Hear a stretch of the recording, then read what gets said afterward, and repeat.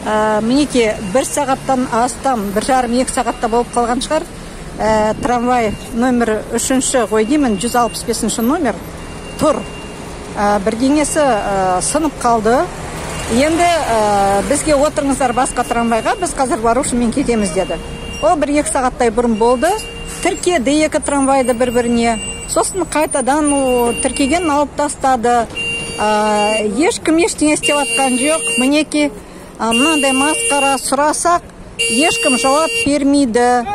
Айтыр мінеке өздеріне аварияда жасап жатқан сияқты. Мінеке адамдарға түкірді, 100% түкірді адамдарға.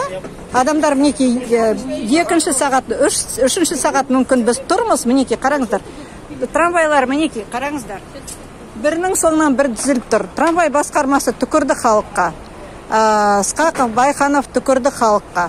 Мінеке тұрмыз, 2 сағат далада тұрмыз. Бізге тым болмаса адам ғұрлы айтса ғой. Мына Муслим айтқан шығар, адамдарды, жолаушыларды адам ғұрлы санамаңдар, оларға айтпаңдар, қашан жүреді, жүрмей ма, билетін қайтарып бермеңдер, ақшасын қайтарып бермеңдер. Сөйтіп айтқан шығар, мінеке осындай масқара болып жатырмыз. Трамвай басқармасы осылай істеп жатыр бізді.